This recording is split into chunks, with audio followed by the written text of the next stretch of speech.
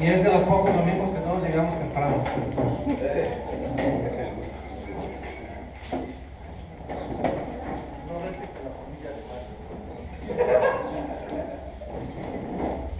Bueno, vamos a inclinar nuestro rostro y vamos a orar. Señor, te damos tantas gracias por este día y suplicamos bendiga su palabra, Señor.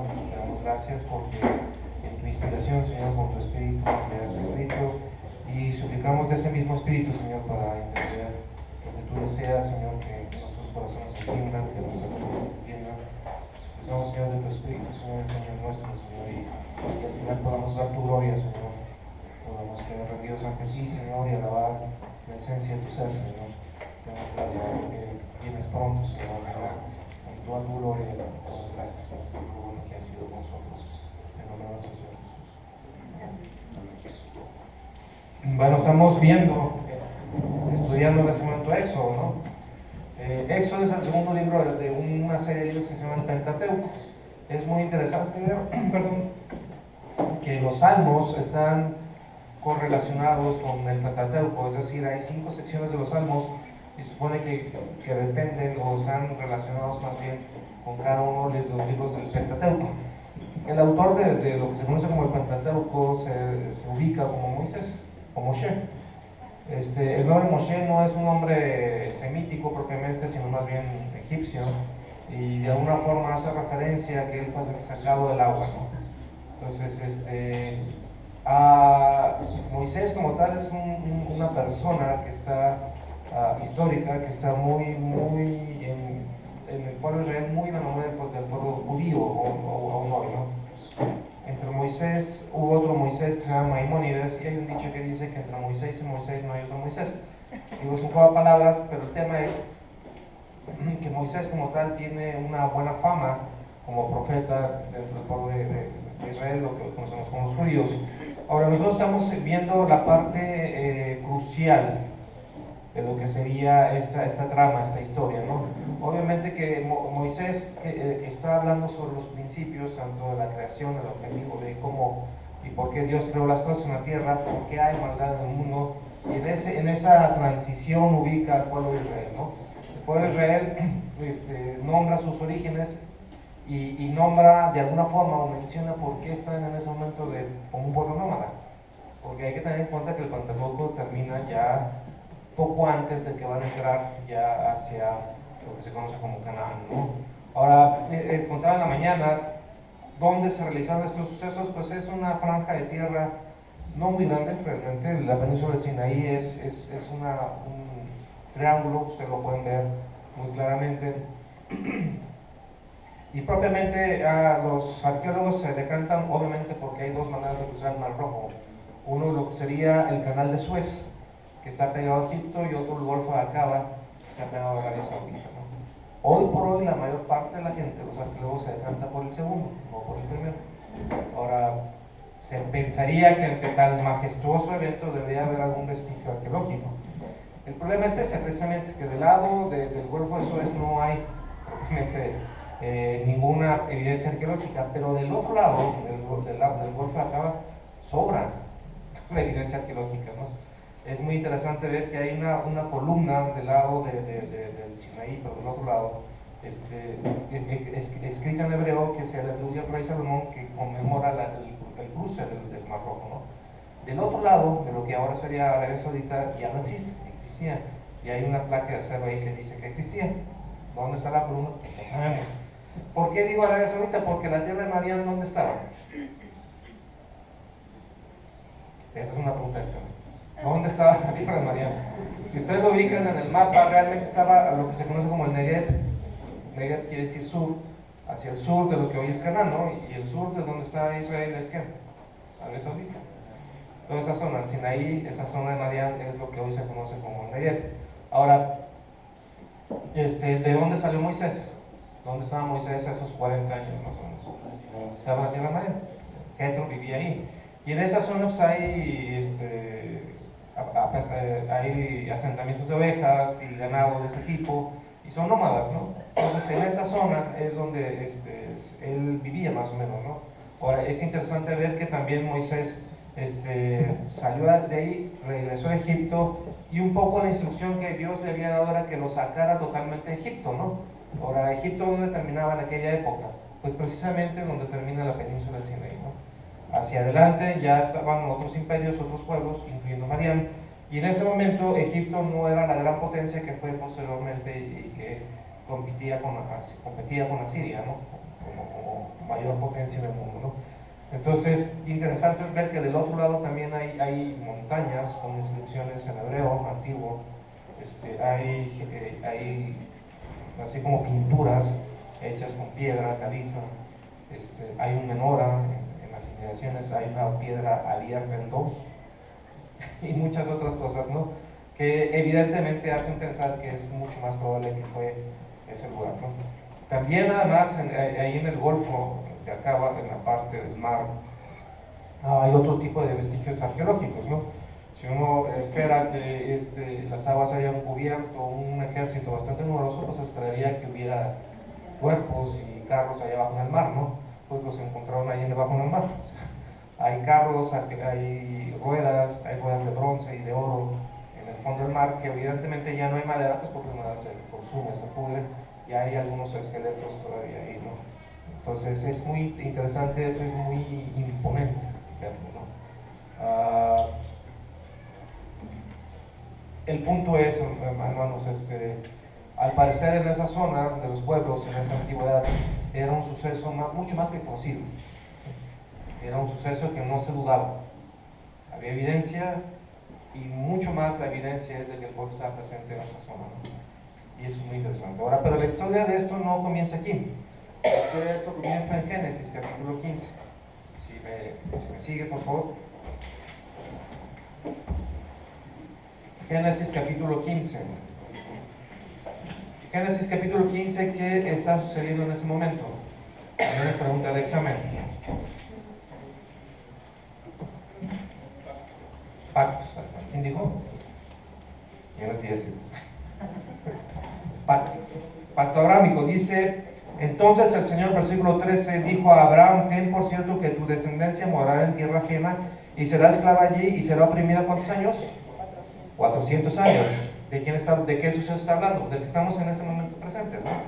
Dice, mas también a la nación a la cual servirán juzgaré yo, y después de esto sabrán con qué, con gran riqueza. Hubo un juicio, pues sí, hubo 10 plagas, ¿no? 10 plagas tremendas.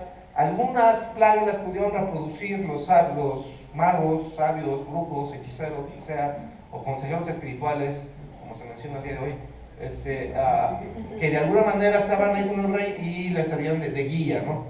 Bueno, el tema es que otros no pudieron, ¿no? Ya cuando no pudieron reproducirlas decían, no, la mano de Dios está ahí, ¿no? O el dedo de Dios, más bien, ¿no? Ahora, ¿y cómo salió el pueblo de Israel? Con alhajas, con oro, con ganado, con todo, ¿no? Salieron, no, entraron casi sin nada y salieron con muchas cosas. Y dice, continúa diciendo, versículo 15, y tú vendrás, Abraham, a tus padres en paz y serás sepultado en buena vejez, y en la cuarta generación volverán acá, porque aún no ha llegado a su colmo la maldad del amorreo hasta aquí. Ahora, interesante es que se pone el sol. Es muy interesante, esto es muy adecuado lo que estamos hablando. Se pone el sol, dice que Dios hace dormir a Abraham, ya partieron los bueyes por la mitad para hacer un compromiso mutuo. ¿Y quién es el que pasa por ahí? Dios. La presencia de Dios pasa por ahí, la gloria de Dios pasa por el medio de ese sacrificio. ¿Y Abraham qué estaba haciendo? Estaba dormido. Ahí está. Dicho de otra forma, ¿quién se estaba comprometiendo a que esto iba a ser? Dios. Se estaba comprometiendo, es lo que se conoce como un pacto incondicional. ¿Qué quiere decir? Dios se estaba comprometiendo su palabra, su honor y su gloria, ¿a qué? A lo que iba a suceder. Iba a suceder. ¿Sí? Ahora, esto es muy interesante porque ¿cuánto tiempo después sucedió? Mucho más de 400 años, porque todavía está Abraham, está Jacob, está Isaac, Jacob, y después de ellos fue que fue, ¿no? Bueno, el tema ahí es Cuando Dios nos promete algo, muchas veces, no, promesas más que el Señor te ha dicho va a suceder esto, o el Señor te ha dicho de alguna forma, eh, me vas a servir, o y uno empieza a hacer planes alegres, ¿no? No, de aquí a 2 días esto va a suceder, y ya en el tercer día ya está casado, ya está, y empieza, ¿no?, la mente a pensar de esa manera. Sin embargo, los tiempos de Dios funcionan de una forma increíble. Él está en control de todo esto. Ahora, finalmente aquí, Abraham dijo, bueno, pues él nunca lo vio realmente. Y sucedió tal cual, ¿no? Ahora, es muy importante ver esto. ¿Por qué es que Dios hace las cosas? Hoy por hoy hay corrientes de todo tipo, pues, de pensamiento. Bueno, siempre ha habido, pero hoy son hasta más chistosas, ¿no? Muchas de las iglesias cristianas, aún nosotros quizás también, pensamos individualmente que el Señor de alguna forma está aquí como para cumplir nuestros caprichos, ¿no? O de alguna forma que el amor de Dios para mí debe ser tan grande, tan grande, tan grande, tan grande, tan grande, que de alguna forma tiene que ser mi servidor. Y estar a mi servicio, a mi entero servicio. Y si las cosas no salen como yo pienso que deberían de salir, me enojo con Dios. Sin embargo, si usted se fija, más bien Dios no está pensando en función de lo que sea beneficioso para el hombre de una forma primaria. Está pensando en función de quién, de su gloria, de su nombre, de lo que Dios es. El pacto abrámico lo confirma. Dios se está comprometiendo por sí mismo a que esto va a ser así. Ahora, ¿qué propósito tenía Dios a los 400 años, a las 10 plagas y a salir de Egipto? Tenía un propósito muy claro y lo vamos a ver. Sígame por favor, Éxodo 9:16, que ya vamos a regresar un poco a lo que estamos viendo.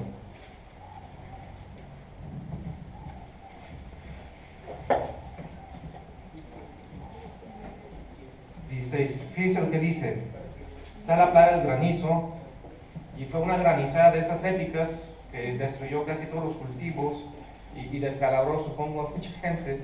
Dice, versículo 15, porque ahora yo extenderé mi mano para herirte a ti y a tu pueblo de plaga y serás quitado de la tierra.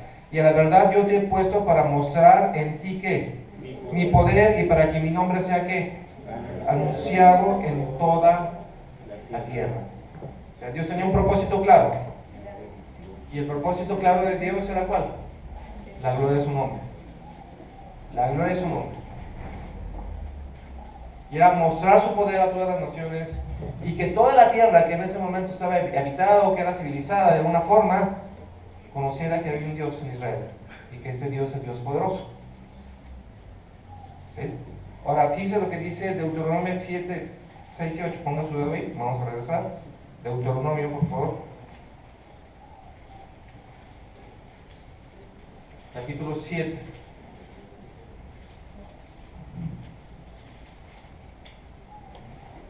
Dice, porque tú eres pueblo santo para el Señor tu Dios, y el Señor tu Dios te ha escogido para ser un pueblo especial, más que todos los pueblos que están sobre la tierra. ¿Cuál es la razón de esto? ¿Por qué los escogió? Porque eran un pueblo de mucha gente capacitada, porque era un pueblo que se esforzaba mucho, porque era un pueblo que era fiel, porque era un pueblo de pura gente bien parecida, o sea, guapetones.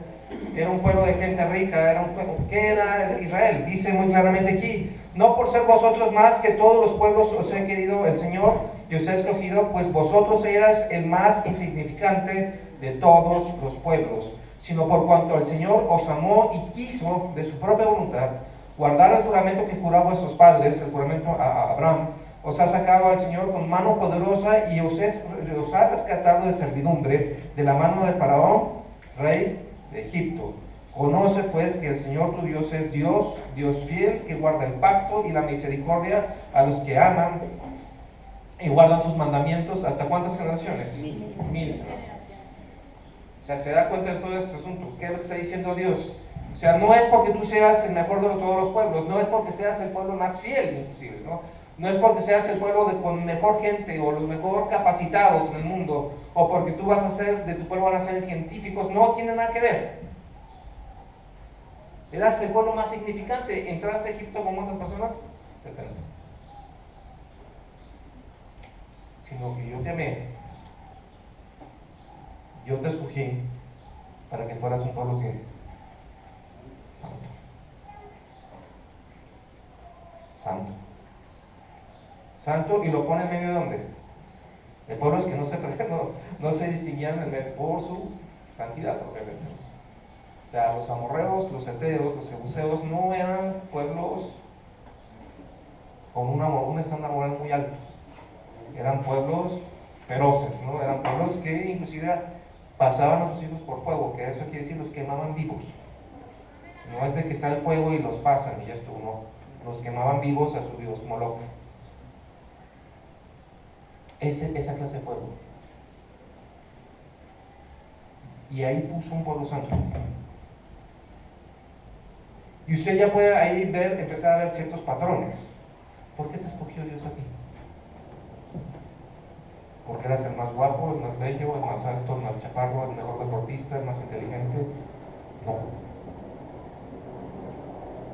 Simple y sencillamente Dios quiso, te amó.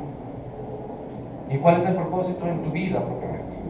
Si tú has sido rescatado y llamado por Dios, tienes un propósito, y ese propósito puede ser un pueblo que santo, que anuncies las virtudes de aquel que te sacó de las tinieblas hacia dónde, a su luz admirable. ¿Por qué? Por el puro afecto de su voluntad, porque Dios así lo quiere. ¿Se da cuenta? Y continuemos. Fíjense lo que dice Éxodo capítulo 8, versículo 18. Y los hechiceros hicieron así también, el tema de los piojos, para sacar piojos con sus encantamientos. Es decir, estaban los piojos, pero dijo, ya en este momento hago un encantamiento, así como Harry Potter, saca la varita, pum, pum, pum. ¿Qué cree? Que no pueden, dice. Y ellos lo hicieron así, y Aarón extendió su mano con su vara y golpeó el polvo de la tierra, el cual se volvió piojos, así los hombres como las bestias, todo el polvo de la tierra se volvió piojos en todo el país de Egipto. Dice, y los hechiceros hicieron así también para sacar piojos con sus encantamientos, pero ¿qué pasó? No sé si ya se les había acabado el tiempo de datos o algo así, el caso es que no pudieron. Dice, y los hechiceros, y no pudieron, y hubo piojos tanto en los hombres como en las bestias. Ahora es interesante ver el testimonio. Dice, entonces los hechiceros dijeron a Faraón, ¿dedo de Dios es esto? Mas el corazón de Faraón, ¿qué pasó? Se endureció y no los escuchó como el Señor lo había hecho. O sea, esos hombres paganos que se dedicaban a las artes mágicas y oscuras pudieron reconocer un patrón que no provenía de ellos y decían, dedo de Dios es este.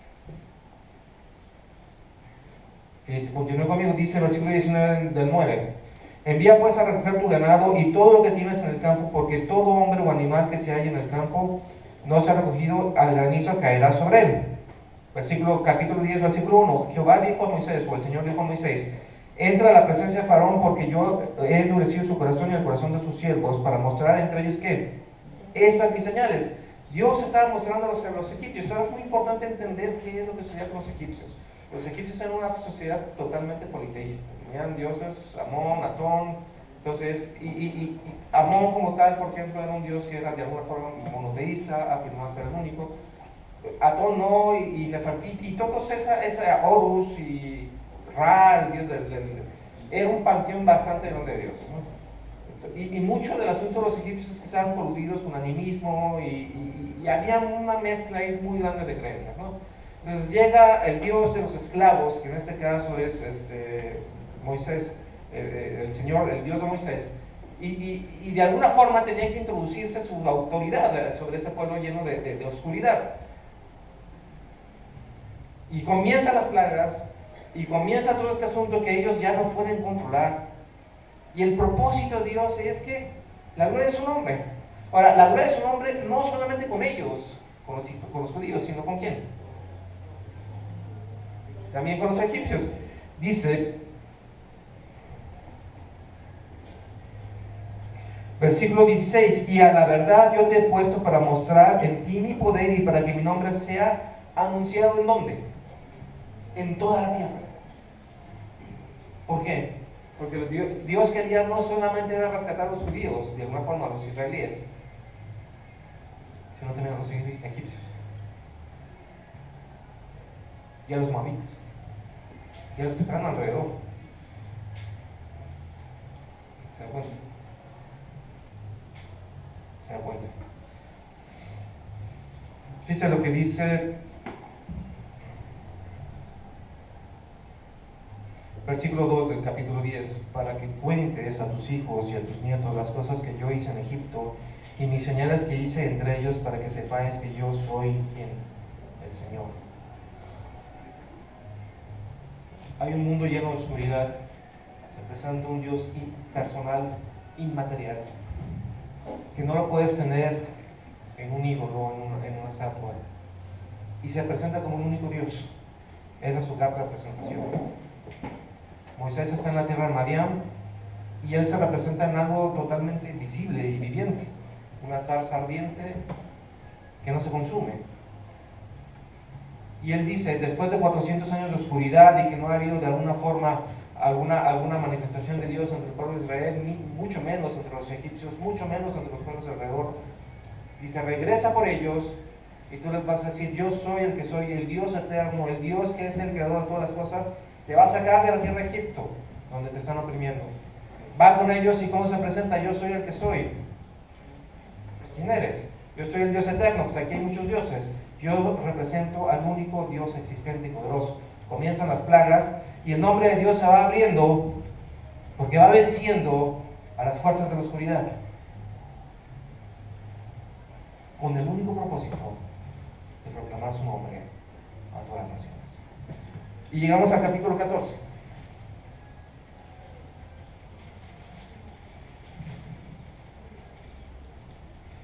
Habló el Señor a Moisés diciendo, di a los hijos de Israel que den la vuelta y acampen delante de Pi-Hahirot, entre Migdol y el mar, hacia Baal-Zephón. Delante de él acamparéis junto al mar.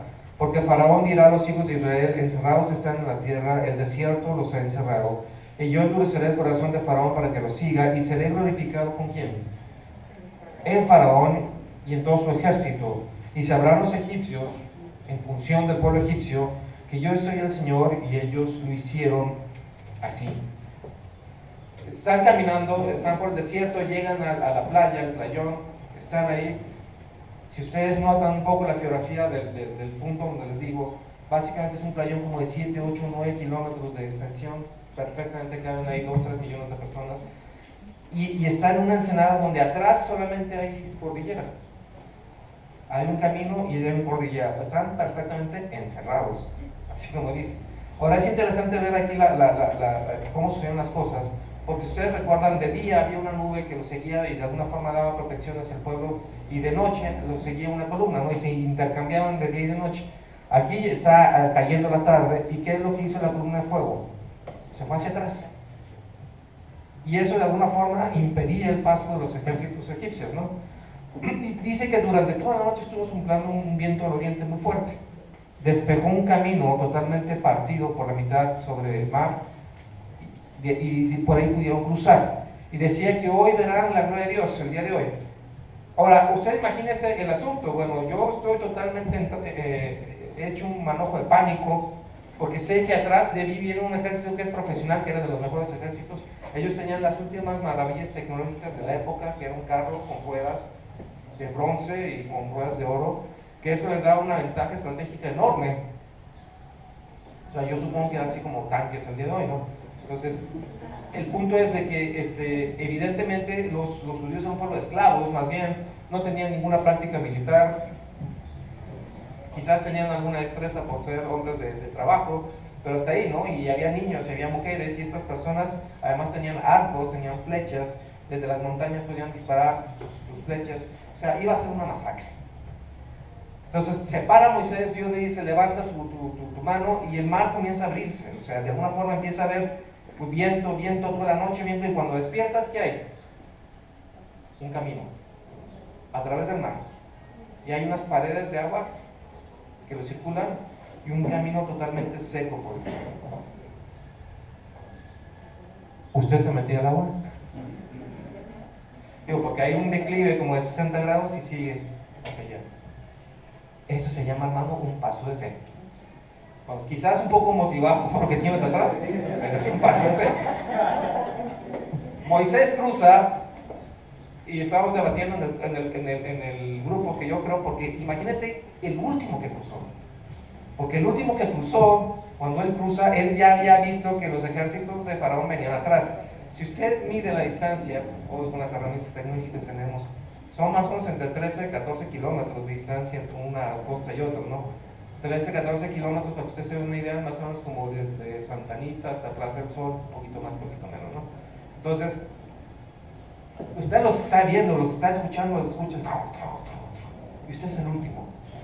Sube a la otra playa y en eso usted escucha el bramido del agua y cubre todo. Está como para que uno le dé miedo, y no, en serio. Estábamos ahí en el grupo discutiendo quién habrá sido el último. Nosotros creemos que debe haber sido Moisés.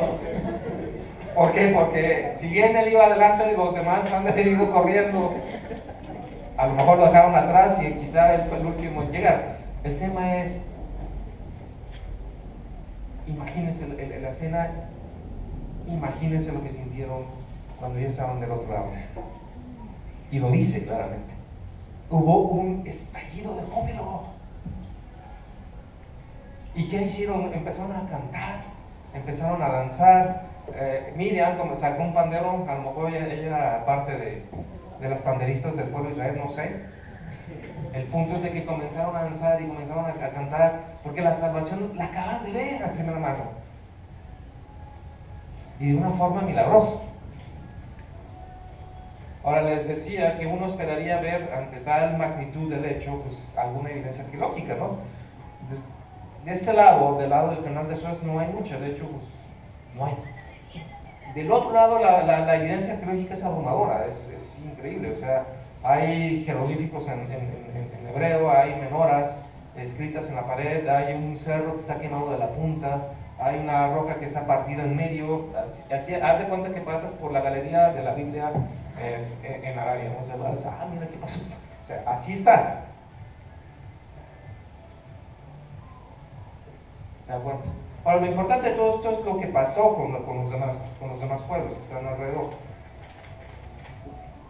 Vamos a Josué capítulo 2, por favor.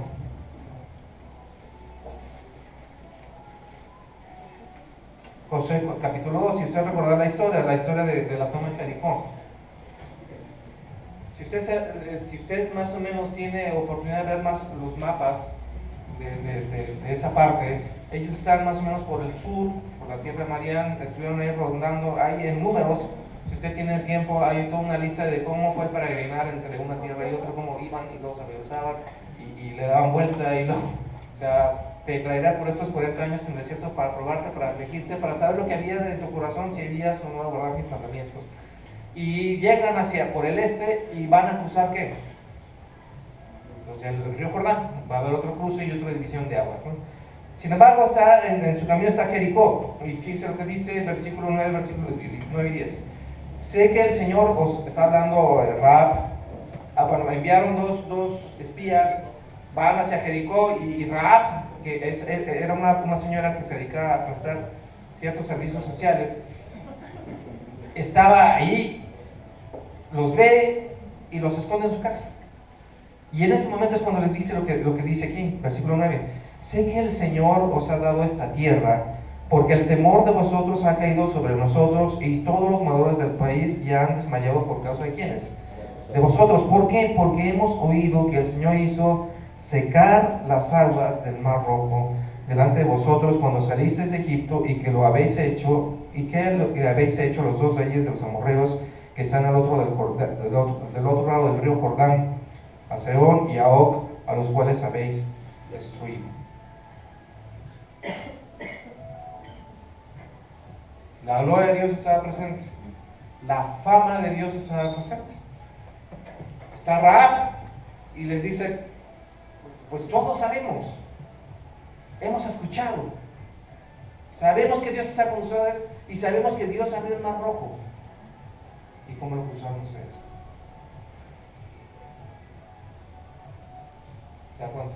Ahora, esto tiene unas implicaciones hasta mesiánicas. ¿Por qué? ¿Quién era Rahab? Rahab fue mamá de quién? De Booz. ¿Y Booz fue el papá de quién? De Obed. ¿Y Obed fue papá de quién? De Isaí.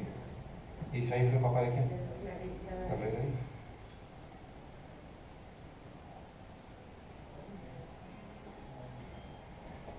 ¿Se da cuenta?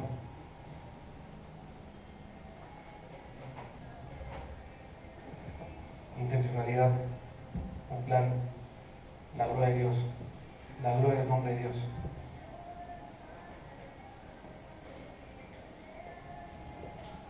Pongamos nuestro dedo aquí, vamos a Juan capítulo 9, por favor.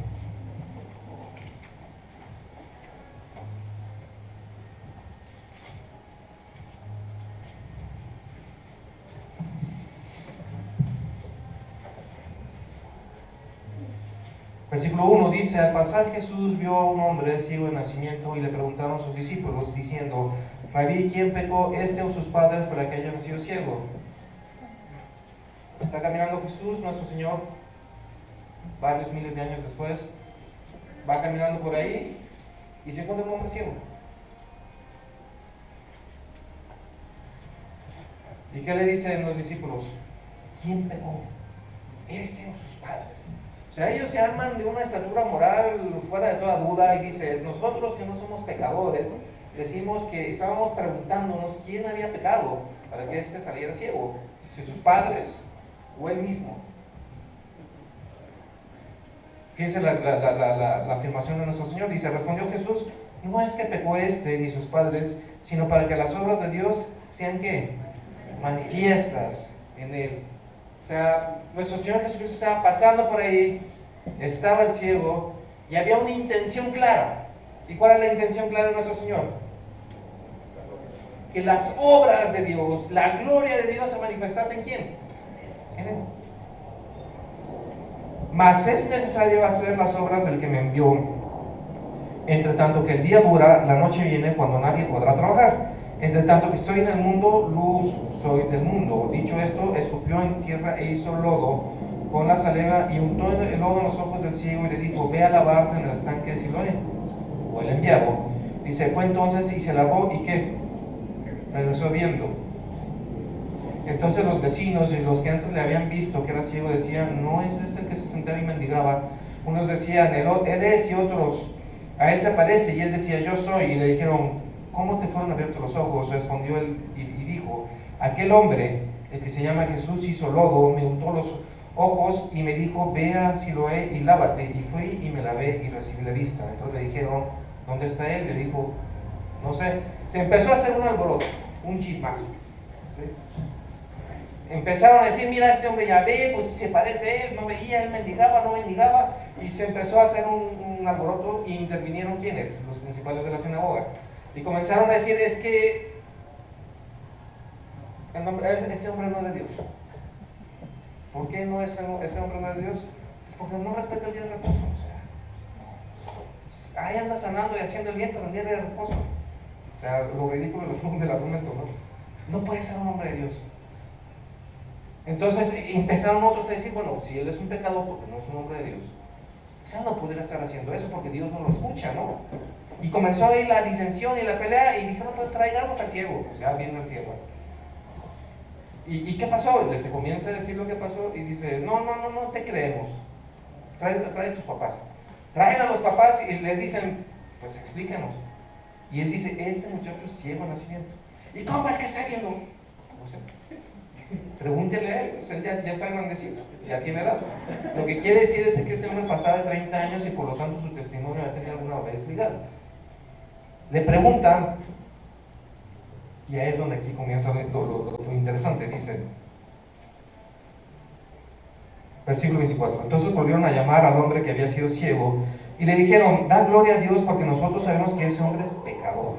O sea, Jesús es pecador. Pecador, pues porque, pues, ¿cómo se atreve? O sea, entonces él respondió y le dijo: si es pecador, no lo sé.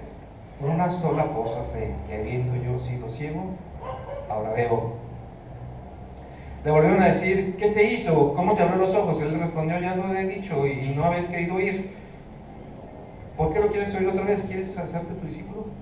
O sea, hasta con ironía. Y le injuriaban y decían, tú eres su discípulo, pero nosotros discípulos de Moisés somos. Dice, nosotros sabemos que Dios ha hablado a Moisés, pero respecto a este no sabemos de dónde sea. Respondió el hombre y les dijo, pues esto es lo maravilloso precisamente, que vosotros no sepáis de dónde sea, y a mí me abrió los ojos. Versículo 35, oyó Jesús que le habían expulsado. La expulsión de la sinagoga era algo muy grave, porque era algo muy grave, porque no solamente te expulsaban de la sinagoga y ya estuvo, ¿no? O sea, te vas a otra ciudad y ya te expulsaban de la comunidad judía. Dicho de otra forma, este hombre dejó de ser israelita, judío o lo que sea. Estaba desterrado, formalmente desterrado. En ese momento de destierro y desamparo se le acerca Jesús y dice, oyó Jesús que le habían expulsado y hallándole le dijo, ¿crees tú en el Hijo del Hombre? ¿En el Hijo de Dios? Eso es muy importante. La palabra Hijo de Dios quiere decir tú crees en el Mesías, tú crees en el Rey Divino, tú crees en el enviado de Dios. Y dice, respondió y le dijo, ¿quién es Señor para que le crea en él? O sea, lo que tú me digas que yo voy a creer, eso voy a creer. Tú me abriste los ojos. Fíjese, dice, le dijo Jesús, ¿no le has visto? El que habla contigo es. Te abren los ojos y ves la gloria de Dios, y la gloria de Dios está enfrente de ti. Y dice aquí que postrado, ¿qué hizo? Le adoró. ¿Cómo se manifestaron las obras de Dios aquí? Dios hizo algo, le abrió los ojos y pudo ver la gloria de Dios. ¿Qué relación tiene esto con lo que estamos viendo en el Éxodo? Lo mismo, exactamente lo mismo. ¿Cuál es el propósito ulterior o final de ese gran pasaje a través de las aguas? Que ellos pudieran abrir los ojos y ver que la gloria de Dios, no solamente los israelitas, sino todos los pueblos que estaban alrededor. ¿Qué hace usted cuando está en presencia de la gloria de Dios? ¿Abre los ojos? O mejor lo cierra para no ver. ¿Qué haces cuando estás en presencia de la gloria de Dios? Porque tuviste que haber estado en presencia de la gloria de Dios. Yo me pregunté, ¿cómo? Cuando ustedes vinieron al conocimiento del Evangelio y el Señor les abrió los ojos y entendieron que eran pecadores delante del Señor, y cuando vieron la gloria de Dios y vieron al Mesías enfrente de ustedes, vieron la gloria de Dios. ¿Y qué hicieron? ¡Ay, cerraron los ojos más fuertes! No, abre los ojos e inclinado delante de Dios te apostras y adoras. Si no ha habido un encuentro personal con la gloria de Dios, no podemos ser salvos. No podemos ser salvos. ¿Se da cuenta? El Evangelio como tal habla de la gloria de Dios, de la buena noticia de la gloria de Dios. Y cuando nosotros predicamos el Evangelio, abrimos los ojos, no nosotros, el Espíritu Santo abre los ojos de las personas a través de la predicación y puedes ver la gloria de Dios. Y cuando ves la gloria de Dios y te comparas con quién eres tú, hay un profundo sentimiento de arrepentimiento. Apártate de mí, soy hombre pecador. Y si esto no ha sucedido en tu vida, si no ha sucedido en tu vida, si el Señor con la gloria de su nombre a través del Evangelio no ha abierto tus ojos, entonces estás en tus pecados todavía. Pero si has experimentado la gloria de Dios a través del Evangelio y el Señor te ha salvado y te ha regenerado y eres una nueva criatura, tienes un propósito muy claro. ¿Y cuál es ese propósito? Anunciar la gloria de Dios ¿a quién? A toda criatura. Anunciar el Evangelio, la buena noticia de que Dios es, de que Dios existe, de que Dios está presente, que Dios extiende su mano. ¿A quiénes? A todo ser humano. al que se deje y al que no se deje. Esa es tu misión de vida. No es tu misión de vida el tener una mejor calidad de vida, el tener riquezas, el tener fama personal. No es tu misión de vida el ser feliz por sí mismo. Tu misión de vida es la gloria de Dios. Y nada más. Tu misión de vida es la gloria de Dios. Y cuando nosotros vemos la gloria de Dios, ¿cuál es nuestra respuesta, hermanos? Nuestra respuesta más adecuada, ¿cuál es? Inclinarnos y adorar. ¿Con qué? Con todo el gozo que puede existir en el universo. Porque la presencia de Dios está ahí. Oremos. Señor, te damos tantas gracias por este día y suplicamos que tu gloria, Señor, nos abra los ojos, que tu gloria, tu Espíritu Santo, Señor, nos abra los ojos para poder ver lo hermoso que eres, Señor, lo deseable que eres. Suplicamos, Señor, que en ese deseo de ver tu gloria, Señor, nuestro corazón no desfallezca, Señor, y hasta el último aliento nosotros podamos, con una fe intacta, Señor, alabar tu santo nombre. ¿Por qué? Porque te veremos, Señor. Te damos gracias en nombre de nuestro Señor Jesús. Amén.